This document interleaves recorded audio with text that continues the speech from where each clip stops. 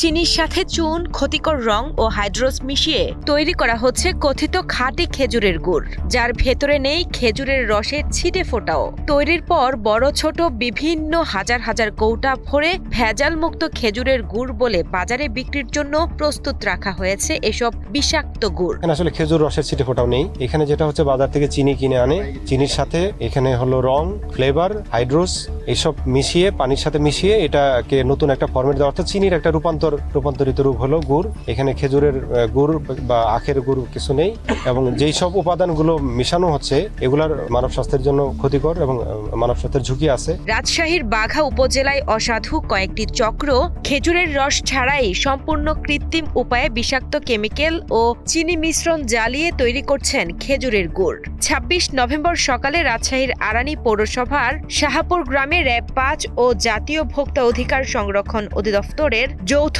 অভিযানে এমন ৫টি কারখানার সন্ধান পাওয়া যায়।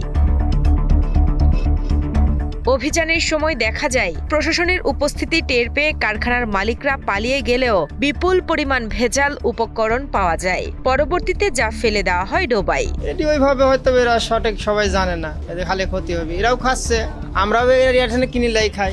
গুড়টা তৈরি হয় চিনি দিয়ে, চিনির মধ্যে যেমন কিছু থাকে সেটা হচ্ছে ফিটকারি আর হচ্ছে চুন, কিছু তেল থাকে না হলে ডালটা থাকে, এগুলো দিয়ে গুড় হয়, এটার মধ্যে অন্য কিছু যায় না। শীতকালে খেজুরের গুড়ের চাহিদাকে কেন্দ্র করে এই ভেজাল গুড় উৎপাদন করা হচ্ছিল, যা বিক্রি হয় ভেজাল মুক্ত খাঁটি খেজুরের গুড় বলে। চুন, কৃত্রিম রং ও হাইড্রোস দিয়ে তৈরি এই গুড় দীর্ঘদিন খেলে শরীরে বড় ধরনের রোগের ঝুঁকি তৈরি হয়। অভিযানে কারখানাগুলোতে গুড়ের চেয়ে চিনির পরিমাণ বেশি পাওয়া যায় এবং খেজুরের রসের কোনো অস্তিত্ব না থাকায় ৫টি কারখানার প্রত্যেককে ৫০,০০০ টাকা করে জরিমানা করা হয়। যে প্রক্রিয়াটাতে এরা উৎপাদন করছে, যে জ্বালানি ব্যবহার করছে এবং যেই ড্রামগুলো ব্যবহার করছে, কেমিক্যাল ড্রাম, এগুলাও মানব স্বাস্থ্যের জন্য ক্ষতিকর। তো এইসব বিষয়গুলো বিবেচনায় নিয়ে আমরা আজকে এ পর্যন্ত ৪টা কারখানা পরিদর্শন করেছি। ৪টা কারখানা অভিযান চালিয়ে মোট ১,৭০,০০০ টাকা জরিমানা করেছি।